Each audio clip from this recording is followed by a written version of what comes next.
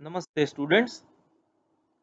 ગયા લેક્ચરમાં આપણે પ્રકરણ 14ના પ્રારંભિક મુદ્દાઓ એટલે કે સેમિકન્ડક્ટર શું છે અને વર્ગીકરણ આપણે ઘન પદાર્થો હોય તો કેવી રીતે કરી શકાય, અવરોધકતાના આધારે અને અવરોધકતા કે વાહકતાના આધારે, અને ત્યારબાદ ઉર્જા બેન્ડની સમજૂતી જોઈ અને કઈ રીતે સુવાહક, અવાહક અને અર્ધવાહકમાં ઈજી જે છે એનર્જી બેન્ડ ગેપના આધારે થઈ શકે એની ચર્ચા કરી.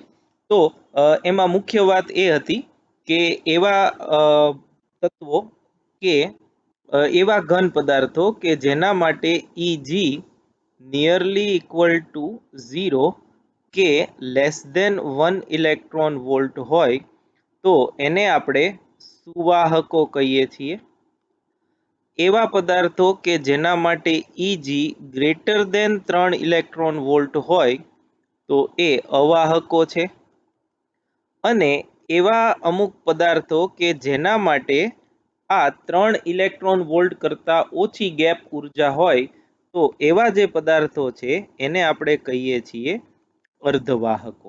તો આ રીતે આપણે સુવાહકો, અવાહકો અને અર્ધવાહકોની વર્ગીકરણ બેન્ડ ઉર્જાના આધારે સમજૂતીમાં જોયું હતું. હવે આજે આપણે જે ટોપિક સ્ટડી કરવાનો છે એમાં પહેલો વિભાગ જે છે એ છે શુદ્ધ, એને આંતરિક એવું ટેક્સ્ટ બુકમાં લખ્યું છે, પણ એનું સાચું ગુજરાતી જે છે એ અંતર્ગત એવું છે, અંતર્ગત અર્ધવાહકો. એટલે આજનો આપણો ટોપિક જે છે એ છે શુદ્ધ અર્ધવાહકો. પહેલા આપણે એની સમજૂતી જોશું અને ત્યારબાદ જે અર્ધવાહકોમાં વિદ્યુત વહન કેવી રીતે થાય છે એની સમજૂતી જોશું. આ જે અર્ધવાહકો છે, શુદ્ધ અથવા તો આંતરિક અથવા તો અંતર્ગત અર્ધવાહકો, એમાં આપણે સિલિકોન Si અને જર્મેનિયમ Ge એની મુખ્યત્વે ચર્ચા કરવાના છીએ. અને એ જ અર્ધવાહકોને આપણે શુદ્ધ અર્ધવાહકો એમ કહીએ છીએ. તો સૌથી પહેલો મુદ્દો તમે મારી સાથે લખતા જજો.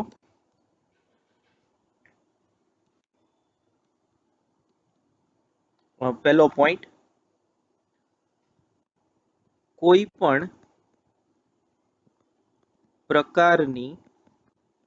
પણ પ્રકારની અશુદ્ધિ ન ધરાવતા અર્ધવાહકો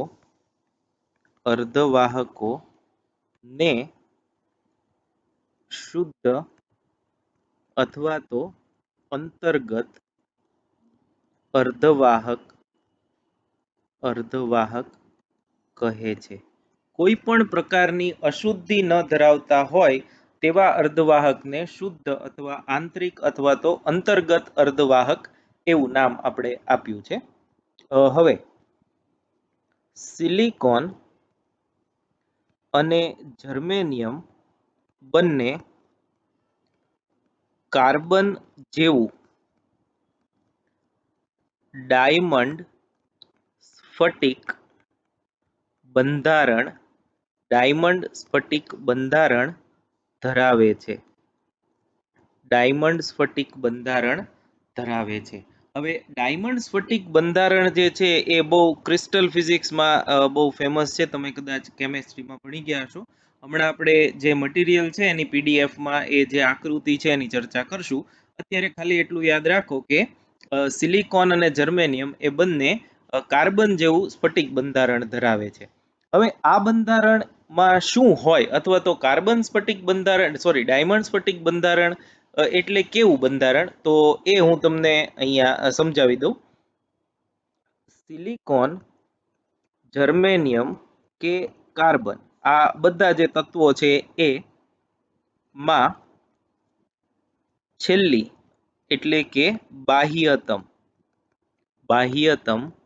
કક્ષામાં 4 મુક્ત સોરી, અને આપણે મુક્ત નહીં કહીએ, 4 વેલેન્સ ઇલેક્ટ્રોન હોય છે. વેલેન્સ ઇલેક્ટ્રોન હોય છે. જેમ કે આપણે ગઈકાલે જોયું હતું, હું ફરીથી અહીંયા લખું, સિલિકોન લઈએ, પરમાણુ ક્રમાંક Z એનો 14 છે. તો એની ઇલેક્ટ્રોન રચના થશે 2, 8 અને 4. તો આપણે જાણીએ છીએ કે આ જે છેલ્લા 4 ઇલેક્ટ્રોન જે છે એ બાહ્યતમ કક્ષામાં રહેલા ઇલેક્ટ્રોન છે. એવી જ રીતે જર્મેનિયમમાં હોય, એવી જ રીતે કાર્બનમાં હોય. તો આપણે એવું ભણી ગયા છીએ, જો તમને યાદ હોય તો નાના ધોરણોમાં, કે એવા તત્વો કે જે ઇલેક્ટ્રોન ગુમાવવાની વૃત્તિ ધરાવે છે તે વિદ્યુતના સારા સુવાહકો હોય છે.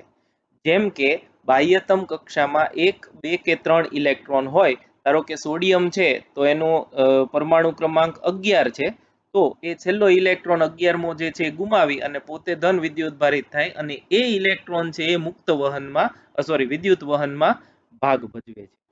એવા પદાર્થો કે જેની બાહ્યતમ કક્ષામાં 5, 6 કે 7 ઇલેક્ટ્રોન હોય, એવા તત્વો ઇલેક્ટ્રોન મેળવવાની વૃત્તિ ધરાવે છે, અને આથી તેઓ વિદ્યુતના અવાહકો છે. એટલે આપણે સુવાહક, અવાહકો, જે પરમાણુ બંધારણ જે છે છેલ્લી કક્ષાના ઇલેક્ટ્રોન એના આધારે નક્કી કરતા હતા. તો 4 વેલેન્સ ઇલેક્ટ્રોન હોય તો એક્ઝેક્ટલી શું થાય એ આપણે જોવું છે.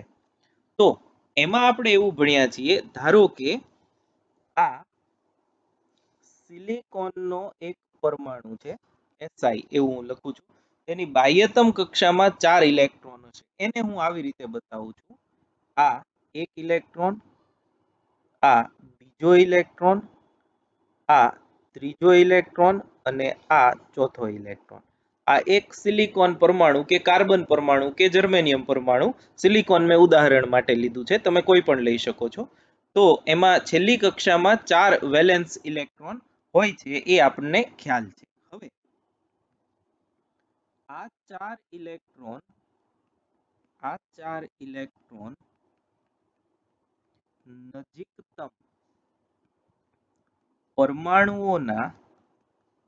નજીકતમ પરમાણુઓના એક એક ઇલેક્ટ્રોન સાથે ભાગીદારી કરી બંધ બનાવે છે, જેને સહસંયોજક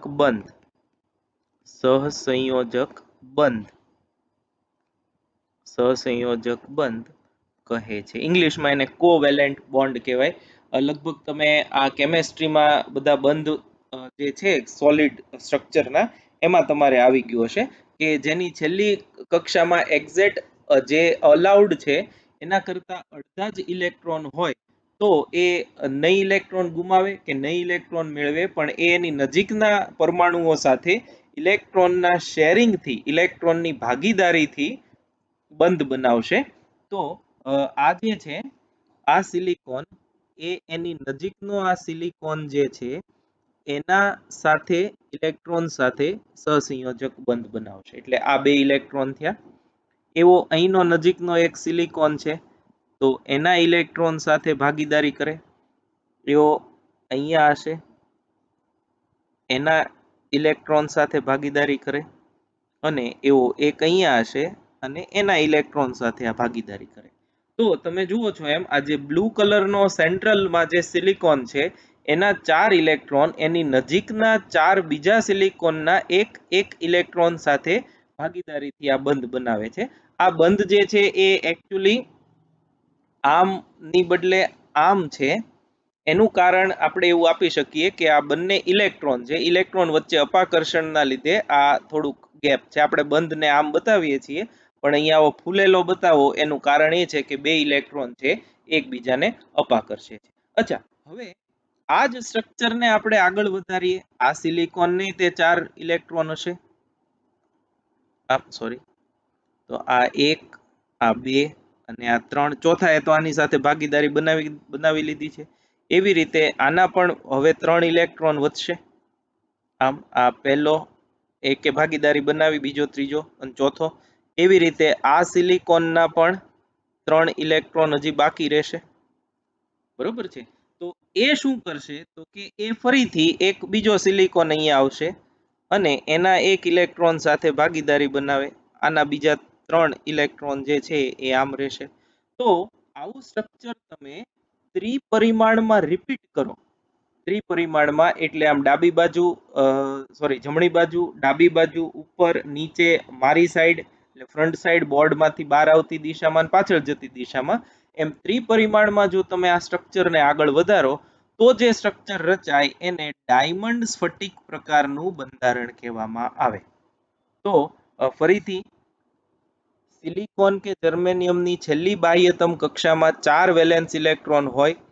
આ 4 વેલેન્સ ઇલેક્ટ્રોન શું કરે તો કે એ નજીકતમ પરમાણુઓના એક ઇલેક્ટ્રોન સાથે ભાગીદારી કરી બંધ બનાવે, અથવા તો ભાગીદારી કરી તમે જાણો જ છો એ મુજબ સહસંયોજક બંધ બનાવે છે. આ એમાં લખો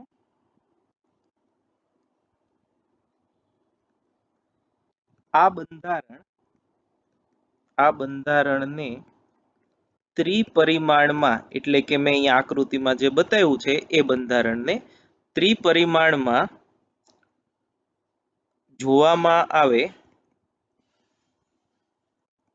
તો જે બંધારણ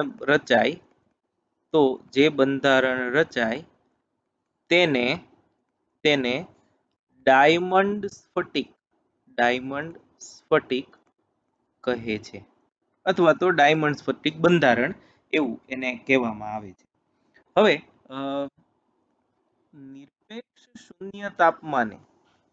નિરપેક્ષ શૂન્ય એટલે કે ટી બરાબર 0 કેલ્વિન હોય ત્યારે તાપમાને બધા જ ઇલેક્ટ્રોન સહસંયોજક બંધમાં હોય છે. એટલે કે નમૂનામાં કોઈ મુક્ત ઇલેક્ટ્રોન હોતા નથી. આમ આપણે જે ગયા વખતે ચર્ચા કરી હતી એનું એ જ નિરપેક્ષ શૂન્ય તાપમાને શુદ્ધ સિલિકોન કે જર્મેનિયમમાં વિદ્યુત વહન થતું નથી. અને આનો સાદો અર્થ એમ થાય કે આમ નિરપેક્ષ શૂન્ય તાપમાને શુદ્ધ અર્ધવાહક એ અવાહકની જેમ વર્તે છે. શુદ્ધ સ્વરૂપમાં જે અર્ધવાહક છે એ અવાહકની જેમ વર્તે, ક્યારે? જ્યારે 0 કેલ્વિન તાપમાન હોય ત્યારે. હવે આપણે જે આવું બંધારણ જે છે એ પહેલા એકવાર હું તમને દેખાડી દઉં કેવી રીતે આ કામ કરે છે. તો આપણે જે હમણાં જોયું એ મુજબ આ ધારો કે સિલિકોનનો એક પરમાણુ છે. હવે ટેક્સ્ટબુકમાં જે નોટેશન વાપર્યા છે એ જ હું અહીંયા કરું છું. આ +4 નો અર્થ એમ થાય કે આના ન્યુક્લિયસમાં 4 ઇલેક્ટ્રોન છે જેનો ચાર્જ પોઝિટિવ છે. અહીંયા એક આ બીજો સિલિકોન એટમ કે જર્મેનિયમ એટમ, અહીંયા આગળ આ ત્રીજો, એવી રીતે અહીંયા આખું સ્ટ્રક્ચર હું હમણાં દોરું છું સહસંયોજક બંધ સાથેનું. આ બધા જે છે જે તમે અત્યારે જોઈ રહ્યા છો, જે કુંડાળા આવા હું કરું છું એ સિલિકોન છે અથવા તો જર્મેનિયમ છે, ટૂંકમાં અર્ધવાહક છે. આ બંને વચ્ચે સહસંયોજક બંધ છે અને એમાં એક ઇલેક્ટ્રોન રહેલા છે. આ સહસંયોજક બંધ, એમાં એક ઇલેક્ટ્રોન. આ બે વચ્ચે આ સહસંયોજક બંધ, એમાં એક એક ઇલેક્ટ્રોન, આ સહસંયોજક બંધ, એમાં એક એક ઇલેક્ટ્રોન, એવી રીતે આ બે વચ્ચે સહસંયોજક બંધ, એમાં એક ઇલેક્ટ્રોન, આ ઇલેક્ટ્રોન. આવું ગમે એટલા પરમાણુઓ તમે દોરી શકો, પણ જે મેં અત્યારે દોર્યું છે એટલા દોરો તો તમે સારી રીતે સમજાવી શકશો પેપરમાં પણ, એટલે કે એક્ઝામમાં પણ તમારે આ જ રીતે સમજાવવું વધારે સારું છે. મટીરિયલમાં પણ આ જ પ્રમાણે આપેલું છે. તો આ જે છે એ ડાયમંડ ક્રિસ્ટલ પ્રકારનું જે બંધારણ છે એનો દ્વિપરિમાણમાં રજૂઆત થયેલી છે. અહીંયા પણ હશે, પણ એ આપણે દેખાડવા હોય તો દેખાડી શકીએ, અધરવાઇઝ ન દેખાડો તો પણ ચાલશે. એવી રીતે અહીંયા પણ આમ દેખાડી શકાય. હવે અત્યારે તમે જુઓ છો એમ આ જે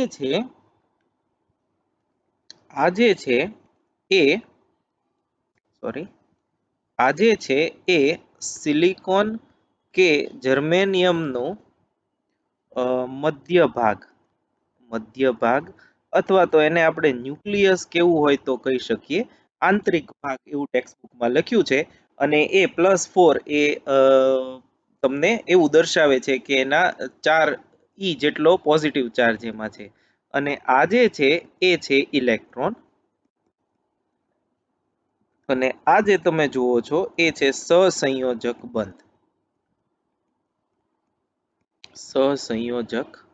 ઇલેક્ટ્રોન માટે સહસંયોજક બંધ. તો ટી બરાબર 0 કેલ્વિન તાપમાને તમે જુઓ તો આ તંત્રમાં એક પણ મુક્ત ઇલેક્ટ્રોન છે નહીં. એટલે આ અત્યારે જે તમારી સામે છે એ નમૂનાનો જે અર્ધવાહક છે એ અવાહકની જેમ કામ કરે છે. હવે જુઓ, હવે બહુ સરસ સમજૂતી છે, અહીંયા બરાબર તમે સમજજો અને સાથે સાથે લખતા જજો. જેમ જેમ તાપમાન વધે તેમ સહસંયોજક બંધ માં રહેલા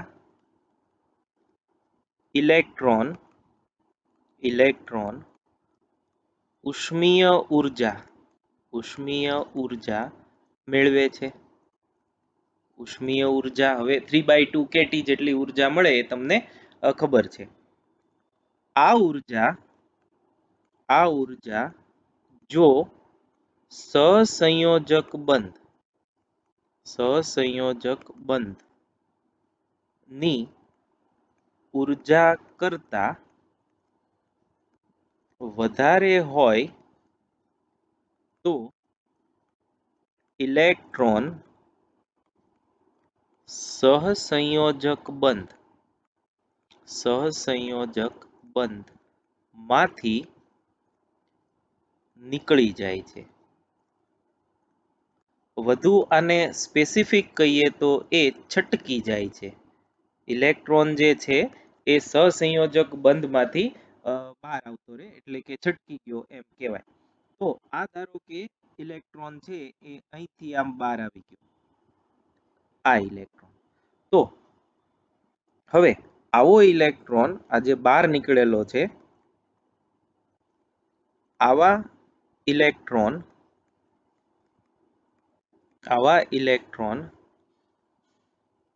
વિદ્યુત વહનમાં ભાગ લે છે અને વિદ્યુત પ્રવાહનું નિર્માણ કરે છે. આવા ઇલેક્ટ્રોન ને કંડક્શન અથવા તો મુક્ત, આપણે જે વધુ ફેમસ ભણેલા છીએ એ છે મુક્ત ઇલેક્ટ્રોન કહે છે.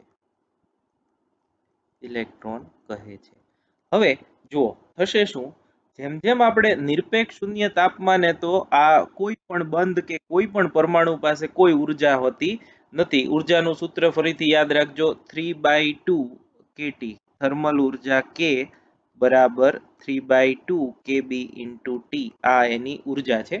તો T0 હોય તો નિરપેક્ષ શૂન્ય તાપમાને એની કોઈ ઉર્જા હોય નહીં, એટલે આ બધા છે એ બંધમાં ને બંધમાં જ છે. મુક્ત ઇલેક્ટ્રોન જ નથી, મુક્ત ઇલેક્ટ્રોન ન હોય તો વિદ્યુત વહન તો થવાનો પ્રશ્ન જ નથી. પણ જેમ જેમ તાપમાન વધારવામાં આવે એમ સહસંયોજક બંધમાં રહેલા ઇલેક્ટ્રોન ઉષ્મીય ઉર્જા મેળવે. એ ઉષ્મીય ઉર્જા મેળવે એટલે થશે શું કે એ આ દોલનો કરવા માંડશે. હવે ઉષ્મીય દોલનો શરૂ થશે અને એ દોલનોની ઉર્જા સહસંયોજક બંધની ઉર્જા, એટલે સહસંયોજક બંધમાં ઇલેક્ટ્રોનને ટકાવી રાખવા માટે જરૂરી ઉર્જા જે છે એના કરતા વધારે થાય, એટલે એવો ઇલેક્ટ્રોન છે સહસંયોજક બંધમાંથી છટકી જશે. એ ધારો કે અહીંયા ગ્રીન કલરનો બતાવેલો છે એ આ ઇલેક્ટ્રોન છે. તો હવે આ ઇલેક્ટ્રોન તો એના પિતૃ પરમાણુથી છૂટો પડી ગયો, એટલે પિતૃ પરમાણુથી છૂટો પડેલો ઇલેક્ટ્રોન એને તો આપણે કહીએ છીએ મુક્ત ઇલેક્ટ્રોન. એટલે હવે તમને એક મુક્ત ઇલેક્ટ્રોન મળ્યો, અને જો આને વિદ્યુત સ્થિતિમાનનો તફાવત લગાડવામાં આવે અથવા તો વિદ્યુત ક્ષેત્ર લાગુ પાડવામાં આવે તો આ ઇલેક્ટ્રોન ગતિ કરે, અને એ ગતિ કરી અને વિદ્યુત પ્રવાહનું નિર્માણ કરે. તો હવે આપણે એવું ભણી ગયા કે પ્રવાહનું નિર્માણ થતું હોય તો એને સુવાહક કહેવાય. તો આ પરિસ્થિતિમાં આનો આ સિલિકોન કે જર્મેનિયમ છે એ સુવાહકની જેમ વર્તે, જ્યારે આ તાપમાને નિરપેક્ષ શૂન્ય તાપમાને અવાહકની જેમ વર્તે, આપણે અહીંયા જોયું છે. એટલે અમુક સંજોગોમાં અવાહક, અમુક સંજોગોમાં વાહક તરીકે વર્તતું હોવાથી આવા પદાર્થોને આપણે નામ આપ્યું છે અર્ધવાહકો. ઓકે, હવે હવે જો ઇન્ટરેસ્ટિંગ છે એ વસ્તુ આ છે. હવે શું થશે, આ ઇલેક્ટ્રોન તો જાણે કે સહસંયોજક બંધમાંથી છટકી ગયો છે આ ઇલેક્ટ્રોન, એટલે હવે આ અહીંયા આગળ આ ઇલેક્ટ્રોન નથી એમ લઈ શકાય. ધારો કે હું આમ લઉં છું, અહીંયાથી હવે કોઈ ઇલેક્ટ્રોન રહ્યો નહીં. તો હવે આ ઇલેક્ટ્રોન ઇનસ્ટેબલ થઈ ગયો. પહેલા તો એ સ્ટેબલ હતો જે આ બે હતા એટલે, પણ હવે એ છે વધારે અસ્થિર થયો. એટલે શું થાય, ધારો કે કોઈ ઇલેક્ટ્રોન બીજો અહીંથી ક્યાંકથી છૂટો પડેલો છે, એ જો ગતિ કરીને આમ, કેમ કે આ ઇલેક્ટ્રોન તો ઉર્જાને અનુરૂપ અસ્તવ્યસ્ત વચ્ચેના અવકાશમાં અસ્તવ્યસ્ત ગતિ કરતા હોય, તો એ ઇલેક્ટ્રોન જો અહીંથી પસાર થાય તો આ ઇલેક્ટ્રોન છે એ અહીંયા આવી જઈ અને આ બંધને સ્થાયી બનાવવા પ્રયત્ન કરે. તો અહીંયા આગળ એક એવી વસ્તુની રચના થશે કે જે ઇલેક્ટ્રોનને આકર્ષતું હોય એવું લાગે. તો આ જે છે આ એકચ્યુઅલી શું છે, ઇલેક્ટ્રોનની ઉણપ. સહસંયોજક બંધમાં ઇલેક્ટ્રોનની ઉણપ અથવા તો ઇલેક્ટ્રોનની ગેરહાજરી, અને સહસંયોજક બંધમાં પડતી ઇલેક્ટ્રોનની ઉણપ કે ગેરહાજરી, એને આપણે નામ આપ્યું છે હોલ.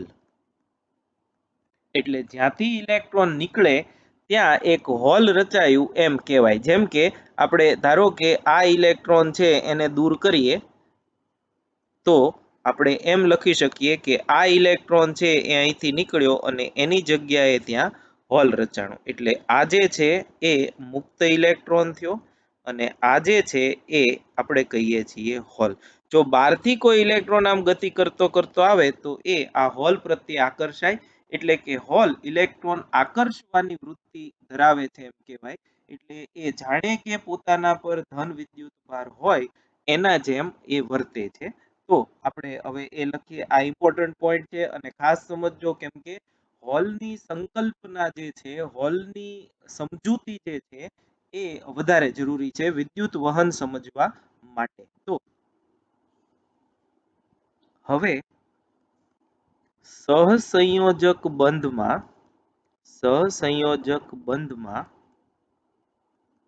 ઇલેક્ટ્રોનની જગ્યા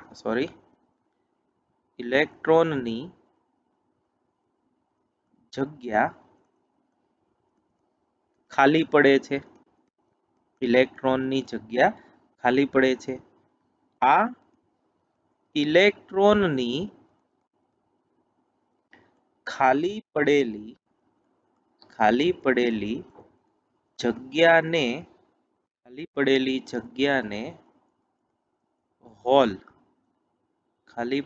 જગ્યાને હોલ કહે છે.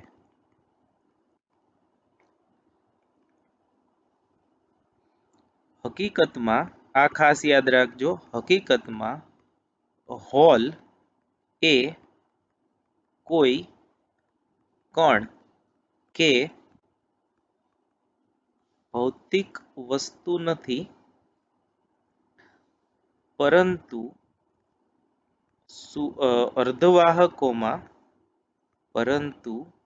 અર્ધવાહકોમાં વિદ્યુત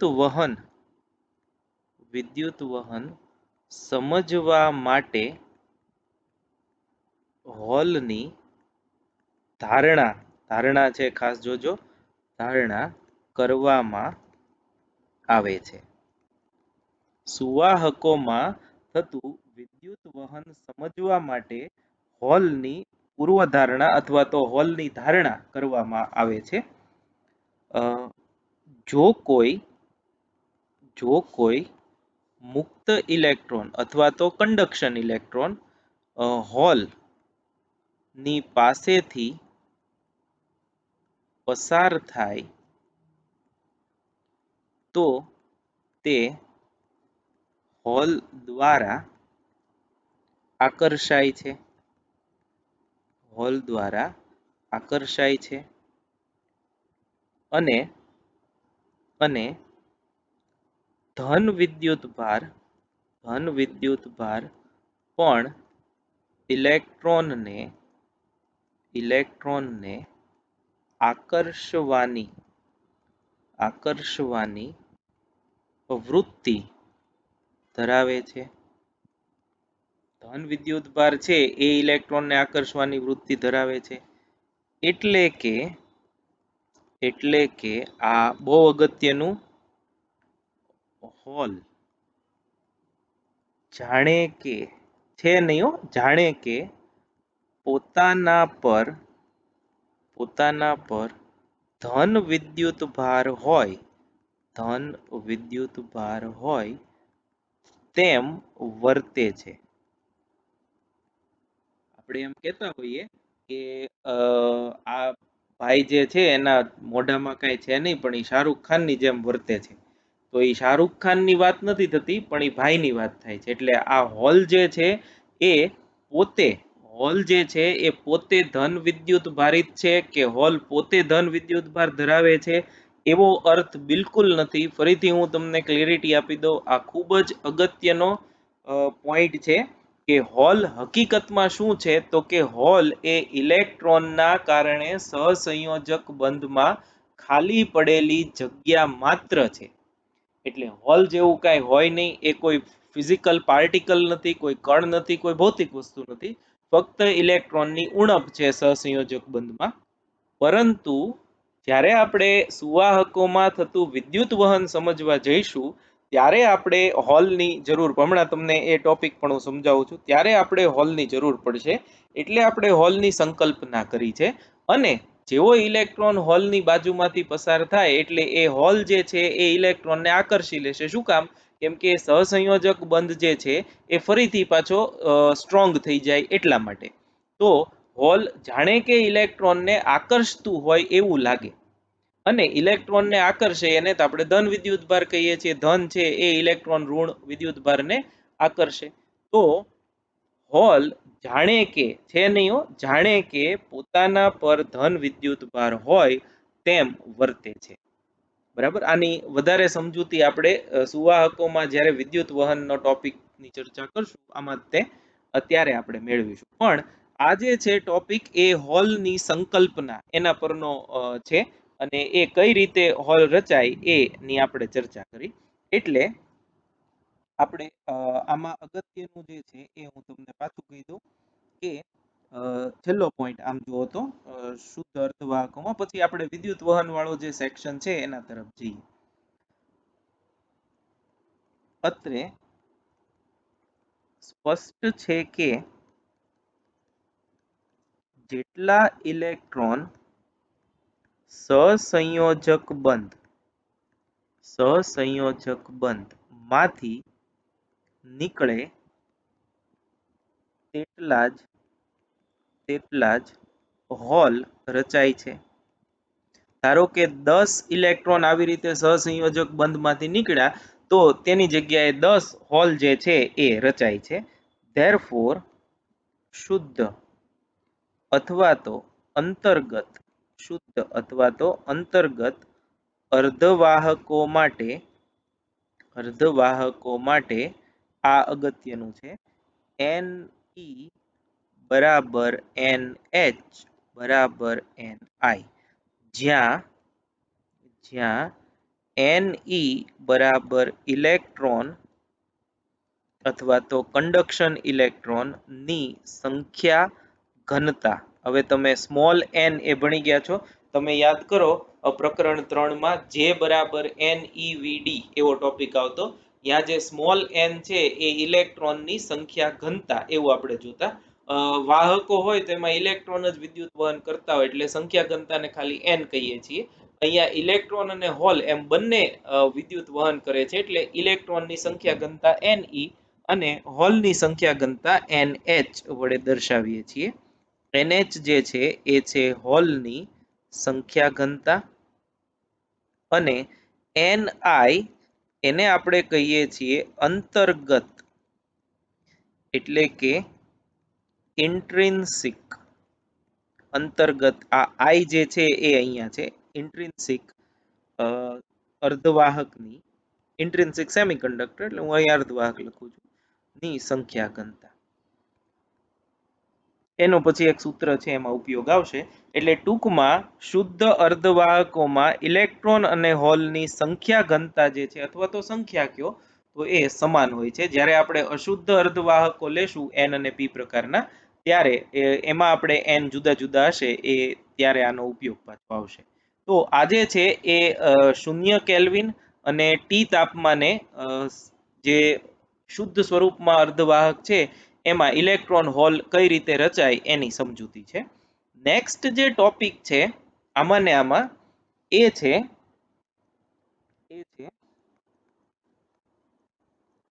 શુદ્ધ અથવા તો અંતર્ગત અથવા તો આંતરિક અર્ધવાહકમાં થતું વિદ્યુત વહન.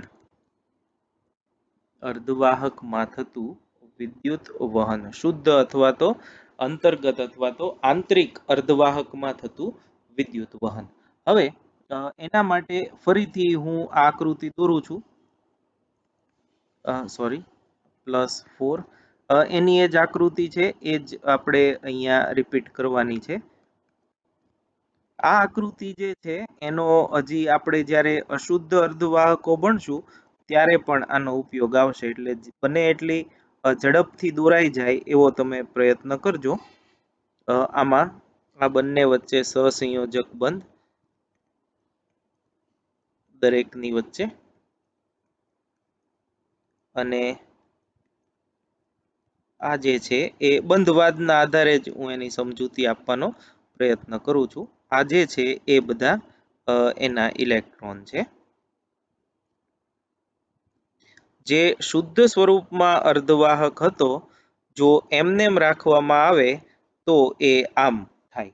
હવે આપણે જોયું એમ અહીંયા ધારો કે આ ઇલેક્ટ્રોન જે છે અહીંથી છટકી જાય તો અહીંયા મુક્ત ઇલેક્ટ્રોન હોય અને એની જગ્યાએ આ હોલ રચાય. એવી રીતે ધારો કે અહીંયા એક હોલ છે અને ઇલેક્ટ્રોન અહીંથી ધારો કે આપણે એક્સટેન્ડ કરીએ આને. પહેલા હું દોરી નાખું. આ બધા સહસંયોજક બંધના મુક્ત ઇલેક્ટ્રોન્સ છે. હજી એક લાઈન હું વધારે દોરું છું કેમ કે આમાં એની સમજૂતીની જરૂર પડશે. સિલિકોન +4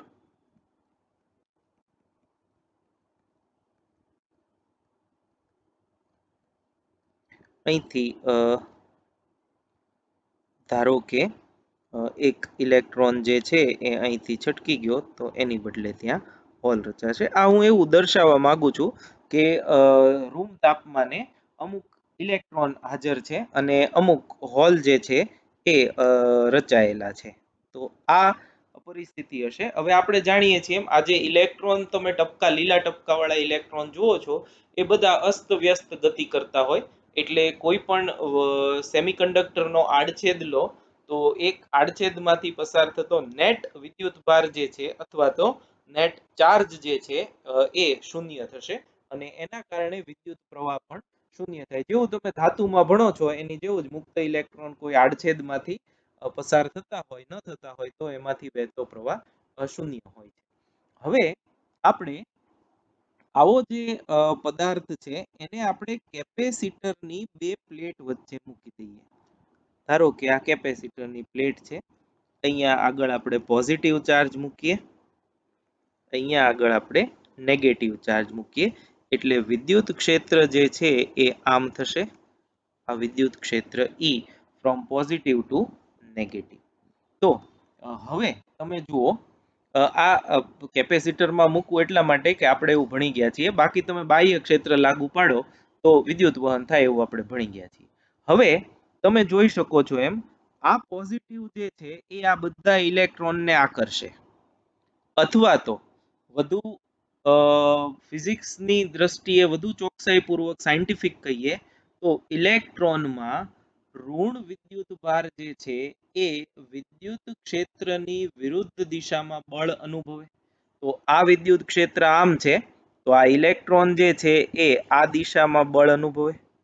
એટલે જેટલા મુક્ત ઇલેક્ટ્રોન હોય એ બધા આ બાજુ એટલે કે પહેલા જે અસ્તવ્યસ્ત ગતિ કરતા હતા પણ હવે એનો નેટ ફ્લો જે છે એ કઈ તરફ હશે? જ્યાં આગળ ધન પ્લેટ હશે એ બાજુ, અથવા તો ઇન જનરલ કહીએ તો જે તરફ વિદ્યુત ક્ષેત્ર હોય એ તરફ, સોરી વિદ્યુત ક્ષેત્ર હોય એની વિરુદ્ધ તરફ. એટલે એને આપણે આમ લખી શકીએ. તમે સાથે સાથે લખતા જજો. આ પણ એક બહુ સરસ પોઈન્ટ છે. જ્યારે અર્ધવાહકને બાહ્ય વિદ્યુત ક્ષેત્રમાં મૂકવામાં આવે અથવા તો તેને વોલ્ટેજ લગાડવામાં આવે, એટલે બેટરી લગાડી દીધી એમ, વોલ્ટેજ લગાડવામાં આવે ત્યારે ઇલેક્ટ્રોન ક્ષેત્રની વિરુદ્ધ દિશામાં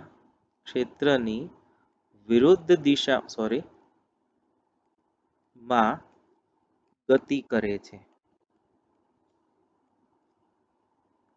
આમ હવે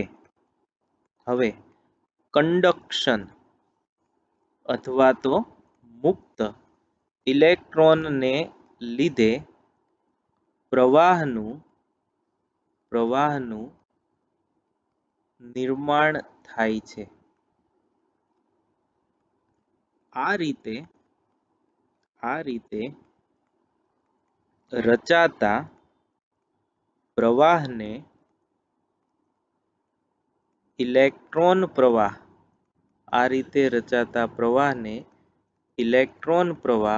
IE કહે છે. આ રીતે રચાતા પ્રવાહને આપણે કહેશું ઇલેક્ટ્રોન પ્રવાહ IE. હવે જુઓ, હવે બહુ સરસ અને ઇન્ટરેસ્ટિંગ ઘટના થશે. હવે આ જે ઇલેક્ટ્રોન છે અહીંયા બરાબર સમજો. આ ઇલેક્ટ્રોન એટલે કેવો ઇલેક્ટ્રોન છે? બંધિત અથવા તો વેલેન્સ ઇલેક્ટ્રોન. અને આ ઇલેક્ટ્રોન જે છે એ ઇલેક્ટ્રોન કેવો છે? કંડક્શન અથવા તો મુક્ત ઇલેક્ટ્રોન.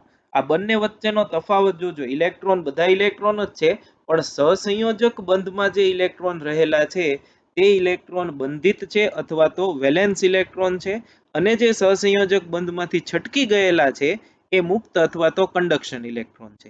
એટલે જે મુક્ત ઇલેક્ટ્રોન જે છે એ તો આપણે જે વાહકોમાં જોઈએ છીએ એ જ પ્રમાણે વિદ્યુત વહન થાય અને એના કારણે પ્રવાહ રચાય. એ પ્રવાહને આપણે ખાલી વિદ્યુત પ્રવાહ એવું કહી શકો અથવા તો અહીંયા ઇલેક્ટ્રોન પ્રવાહ એવું નામ આપ્યું છે. હવે જે બંધિત ઇલેક્ટ્રોન છે એ બંધિત ઇલેક્ટ્રોનને પણ આ પોઝિટિવ પ્રત્યે આકર્ષણ છે.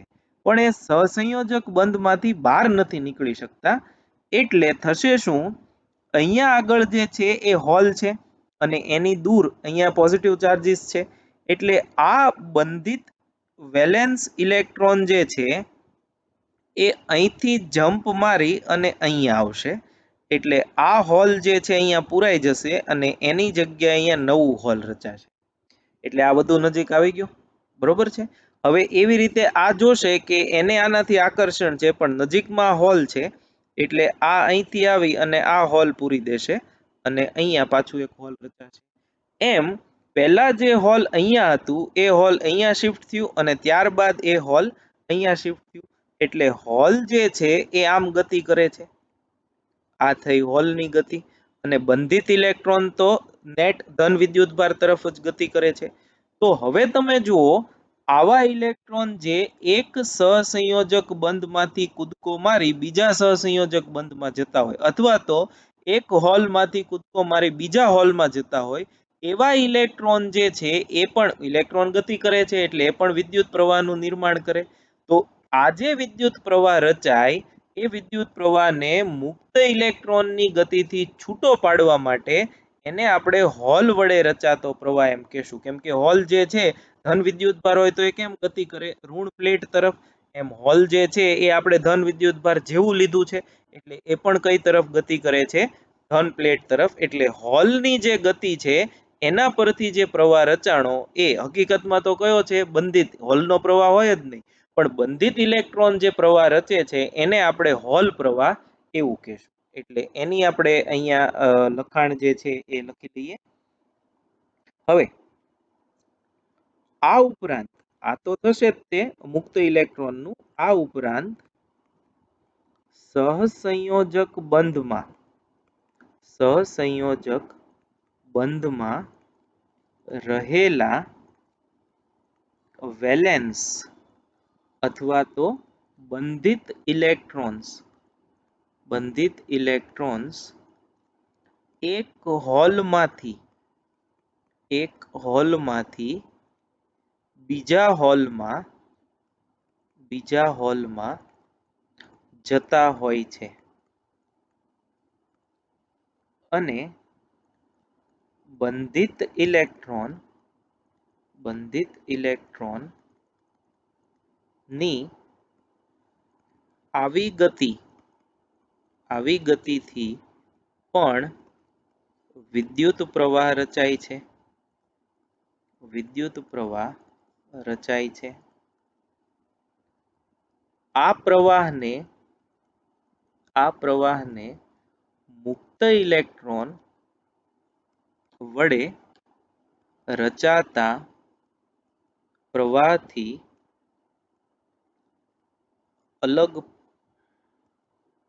અલગ કરવા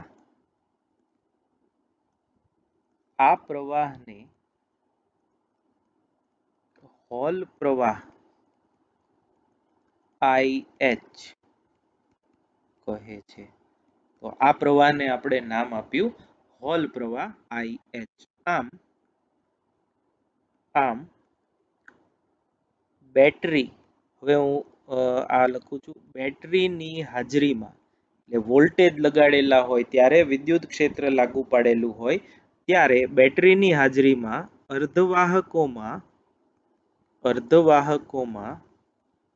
બે રીતે પ્રવાહ વહે છે. બે રીતે પ્રવાહ રચાય છે. એમાં પહેલું જે છે, ફર્સ્ટ, એ છે ઇલેક્ટ્રોન, થોડુંક આપણે વધારે ક્લેરિટી સાથે લખીએ, મુક્ત અથવા તો કંડક્શન ઇલેક્ટ્રોન વડે રચાતો પ્રવાહ, એને આપણે ઇલેક્ટ્રોન પ્રવાહ IE કહીએ છીએ. અને સેકન્ડ, બંધિત અથવા તો વેલેન્સ ઇલેક્ટ્રોન વડે રચાતો પ્રવાહ, જેને આપણે હવે કહેશું હોલ પ્રવાહ. IH. તો બે પ્રવાહ હોય, ઇલેક્ટ્રોન પ્રવાહ મુક્ત ઇલેક્ટ્રોનના લીધે અને હોલ પ્રવાહ એ બંધિત ઇલેક્ટ્રોનના લીધે, અને I કુલ પ્રવાહ અહીંયા હું લખું છું, કુલ પ્રવાહ I બરાબર I ઇલેક્ટ્રોન પ્લસ IH, કેમ કે બંને પ્રકારના વિદ્યુત વહન થાય છે, એટલે ઇલેક્ટ્રોન બંધિતના અને મુક્ત એ બંને પ્રવાહનું નિર્માણ કરે છે. બંને હોય પરસ્પર વિરુદ્ધ દિશામાં, પણ એ બંનેનો સરવાળો એ અર્ધવાહકમાં વહેતો કુલ વિદ્યુત પ્રવાહ જે છે એ થશે. એટલે આ જે છે એ ઇલેક્ટ્રોનમાં થતા વિદ્યુત વહન જે છે એની સમજૂતી છે. હવે આ વસ્તુ જે આજે તમને મટીરિયલ પ્રોવાઈડ કરવામાં આવ્યું છે એમાં ક્યાં છે અને કેવી રીતે કરવાનું છે એ પણ સહેજ જોઈ લઈએ. તો જુઓ, આ આપણે ગયા વખતે જોયેલું છે વાહકોનું વર્ગીકરણ. હવે નેક્સ્ટ જે છે એ અહીંથી શરૂ કરીએ. સહસંયોજક બંધના આધારે શુદ્ધ અથવા તો આંતરિક અથવા તો અંતર્ગત અર્ધવાહકોની સમજૂતી આપો અને એની મદદથી હોલની સંકલ્પના જણાવો. તો આ જે આકૃતિમાં દર્શાવ્યું છે એ કાર્બન કે સિલિકોન કે જર્મેનિયમનું ડાયમંડ સ્ફટિક બંધારણ છે. એ તમે જાણો છો એ લેટિસ અંતર છે, અને આ એ જે છે એને આપણે કહીએ છીએ લેટિસ અંતર, અથવા તો બે બાજુઓ વચ્ચેનું, બે અણુઓ પરમાણુઓ વચ્ચેનું અંતર. એ કાર્બન માટે 3.56 એંગસ્ટ્રોમ, સિલિકોન માટે 5.43 એંગસ્ટ્રોમ અને જર્મેનિયમ માટે 5.66 એંગસ્ટ્રોમ જેટલું હોય છે. એ અહીંયા એની સમજૂતી આપી છે કેવી રીતે ઇલેક્ટ્રોન ભાગીદારી કરી સહસંયોજક બંધ બનાવે છે. હવે 0 કેલ્વિન તાપમાને અને કે તાપમાને, ટી તાપમાને જે બંધારણ છે એની આપણે ચર્ચા કરીએ છીએ. આ +4 જે છે આ સિલિકોન કે જર્મેનિયમનો પરમાણુ છે. આ મેં તમને કીધું એમ આ ઇલેક્ટ્રોન છે, અને આ જે ત્રુટક રેખાઓ દર્શાવી છે એ સહસંયોજક બંધ છે. આપણે જેમ જોયું એમ 0 કેલ્વિન તાપમાને બધા ઇલેક્ટ્રોન સહસંયોજક બંધમાં છે, એટલે કોઈ મુક્ત ઇલેક્ટ્રોન હોતા નથી, અને મુક્ત ઇલેક્ટ્રોન ન હોવાથી નિરપેક્ષ શૂન્ય તાપમાને અર્ધવાહક અવાહકની જેમ વર્તે. હવે જેવું આપણે તાપમાન વધારશું એટલે આ ઇલેક્ટ્રોન અહીંથી છટકી ગયો એટલે અહીંયા હોલ બન્યું, એવી રીતે આ ઇલેક્ટ્રોન અહીંથી છટકી ગયો એટલે અહીંયા હોલ બન્યું. તો તાપમાન જેમ જેમ વધે એમ ઇલેક્ટ્રોન ઉષ્મા ઉર્જા પ્રાપ્ત કરે અને અમુક ઇલેક્ટ્રોન સહસંયોજક બંધમાંથી છટકી જાય. આવા છટકેલા ઇલેક્ટ્રોન વિદ્યુત વહનમાં ભાગ લે. હવે આ જે ઇલેક્ટ્રોન જ્યાંથી નીકળે છે એ જગ્યાએ ખાલી જગ્યા ઉત્પન્ન થાય, અને એ ખાલી જગ્યાને આપણે નામ આપ્યું છે હોલ. એ ઇલેક્ટ્રોન આકર્ષવાની વૃત્તિ ધરાવે છે, આપણે અહીંયા લખ્યું છે, અને હોલ આથી ધન વિદ્યુતભાર જાણે કે પોતાના પર હોય એમ વર્તે છે. અને જો Ne અને NH શુદ્ધ કે અંતર્ગત અર્ધવાહકોની સંખ્યા ઘનતા હોય તો Ne બરાબર NH હોય, અને એને આપણે કીધું છે Ni, એટલે કે અંતર્ગત અર્ધવાહકની સંખ્યા ઘનતા. નેક્સ્ટ એ છે શુદ્ધ કે આંતરિક અર્ધવાહકોમાં થતું વિદ્યુત વહન સમજાવો. તો આ આકૃતિ એની જ છે જે મેં તમને સમજાવી છે. આમાં જેવું આપણે પોટેન્શિયલ લાગુ પાડીએ, વિદ્યુત ક્ષેત્ર આપીએ, એમ ઇલેક્ટ્રોન જે છે એ ધન વિદ્યુત ભારોથી આકર્ષાય, અને હોલ જે છે એ અહીંથી અહીંયા અને ત્યારબાદ અહીંયા એમ શિફ્ટ થતું જશે. આ એરો જે છે એ ઉલટાવી નાખજો, આમ છે, અહીંથી આમ છે. તો ઇલેક્ટ્રોન છે એ આમ ગતિ કરે, જ્યારે હોલ જે છે એ આમ શિફ્ટ થાય છે. આમ હોલની ગતિ ઇલેક્ટ્રોનની વિરુદ્ધ દિશામાં હોય, એટલે એના કારણે જે પ્રવાહ રચાય બંધિત ઇલેક્ટ્રોનના લીધે એને આપણે હોલ પ્રવાહ એવું નામ આપ્યું છે. તો અર્ધવાહકોમાં પ્રવાહ બે પ્રકારે રચાય છે. એક મુક્ત ઇલેક્ટ્રોનના લીધે, એને આપણે IE કીધું, અને બીજો બંધિત અથવા તો હોલના લીધે એને આપણે IH કીધું. તો કુલ પ્રવાહ જે છે એ IE અને IH ના સરવાળા બરાબર હોય છે. હવે એક છેલ્લો આ ટોપિક છે. આપણે આમ તો બેન્ડ ડાયાગ્રામ જે છે એમાં પણ આની સમજૂતી જોઈ છે, આપણે વધારે સારી રીતે સમજી શકીએ. આ ને આમ કહેવાય, આવું પણ કહેવાય છે શુદ્ધ અર્ધવાહકોમાં આ બીજો ઓલ્ટરનેટ ક્વેશ્ચન છે, આમ ન પૂછે તો શુદ્ધ અર્ધવાહકોમાં થતું વિદ્યુત વહન બેન્ડ ડાયાગ્રામ ની મદદથી સમજાવો. તો શુદ્ધ અર્ધવાહકોમાં જે વિદ્યુત વહન થાય એ આપણે બેન્ડ ડાયાગ્રામની મદદથી સમજીએ. હવે આ આપણો જાણીતો ડાયાગ્રામ છે. ધારો કે જર્મેનિયમ કે સિલિકોન હોય અથવા તો સાદી રીતે કહીએ તો કોઈ અર્ધવાહક હોય, તો એમાં આ બેન્ડ ગેપ છે, આ કંડક્શન બેન્ડ ઉપરનો, આ વેલેન્સ બેન્ડ, આ તમે જુઓ છો એનર્જી લેવલ્સ છે એના, આ ઈવી અને ઈસી બંને વચ્ચેનો ગેપ ઈજી, આ બધું આપણે પહેલા જાણીએ છીએ. તો આ બધા જે છે એ વેલેન્સ ઇલેક્ટ્રોન છે. આ બધા વેલેન્સ બેન્ડમાં હોય એને આપણે શું કહીએ છીએ? Valence electron. તો આ હવે તમે આને સહસંયોજક બંધ સાથે કમ્પેર કરો તો આપણે જે આકૃતિ જોઈ હતી કે જેમાં એક પણ મુક્ત ઇલેક્ટ્રોન નહોતો, તો એને આપણે એમ કહીએ સહસંયોજક બંધમાં એવું બોલીએ છીએ કે બધા જ ઇલેક્ટ્રોન સહસંયોજક બંધમાં હોવાથી પદાર્થમાં કે નમૂનામાં કોઈ પણ મુક્ત ઇલેક્ટ્રોન નથી, તેથી વિદ્યુત વહન થતું નથી. અહીંયા આગળ આપણે એમ કહેશું કે બધા જ ઇલેક્ટ્રોન વેલેન્સ બેન્ડમાં છે, કંડક્શન બેન્ડમાં કોઈ ઇલેક્ટ્રોન હાજર નથી, આથી વિદ્યુત વહન થતું નથી અને તેથી T બરાબર 0 કેલ્વિને શુદ્ધ અર્ધવાહક જે છે એ અવાહકની જેમ વર્તે છે. હવે જેવું તમે તાપમાન વધારો T ગ્રેટર ધેન 0 કેલ્વિન લઈ જાઓ, એમ શું થશે? વેલેન્સ બેન્ડના ઇલેક્ટ્રોન ઉર્જા મેળવી સંક્રાંતિ કરી કંડક્શન બેન્ડમાં જશે અને વેલેન્સ બેન્ડ જે છે ત્યાં હોલ રચાશે. આ જે છે એ હોલ થયું અને આ જે ઇલેક્ટ્રોન છે એને આપણે કહેશું કંડક્શન ઇલેક્ટ્રોન. આ જે છે કંડક્શન ઇલેક્ટ્રોન અથવા તો મુક્ત ઇલેક્ટ્રોન. તો આ બધા વેલેન્સ ઇલેક્ટ્રોન, આ બધા મુક્ત ઇલેક્ટ્રોન, અને જેવા કંડક્શન બેન્ડમાં ઇલેક્ટ્રોન આવે એટલે હવે વિદ્યુત વહન થાય. અને તમે એ પણ જુઓ છો કે જેટલી સંખ્યામાં વેલેન્સ બેન્ડમાં હોલ ઇલેક્ટ્રોન આવે એટલી જ સંખ્યાના હોલ જે છે એ વેલેન્સ બેન્ડમાં રચાશે. તો આ બેન્ડના આધારે સમજૂતી છે. અહીંયા લખેલું છે, બે ડાયાગ્રામ માટે આપણે જોઈ લઈએ. જો આકૃતિ 1 અને 2 શુદ્ધ અર્ધવાહકનો એનર્જી બેન્ડ ડાયાગ્રામ દર્શાવે છે. 0 કેલ્વિન તાપમાને શુદ્ધ અર્ધવાહક કે સિલિકોન કે જર્મેનિયમમાં બધા જ ઇલેક્ટ્રોન સહસંયોજક બંધમાં હોય છે તથા ઇલેક્ટ્રોન પાસે કોઈ ઉર્જા હોતી નથી. આમ આકૃતિ 1 માં દર્શાવ્યા મુજબ 0 કેલ્વિન તાપમાને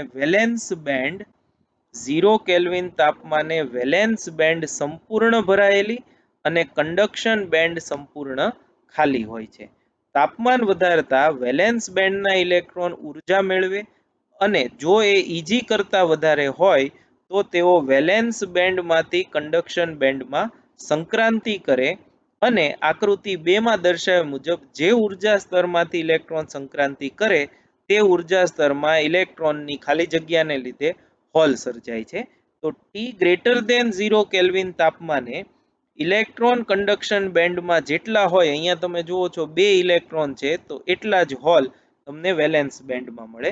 જો ઇલેક્ટ્રોન અને હોલની સંખ્યા ઘનતા એની NH હોય તો શુદ્ધ અર્ધવાહક માટે બેન્ડ થિયરી પરથી પણ એવું લખી શકાય કે Ne બરાબર NH બરાબર Ni. આમ જો તમને પ્રશ્ન પૂછાય, કેમ કે ટેક્સ્ટ બુકમાં ફક્ત T બરાબર 0 અને T ગ્રેટર ધેન 0 માટે શું થાય એનો એક પેરેગ્રાફમાં સમજૂતી છે, પણ 2 માર્કમાં તમને પૂછાય તો ડાયાગ્રામની સાથે આટલી સમજૂતી લખવી એ જરૂરી છે.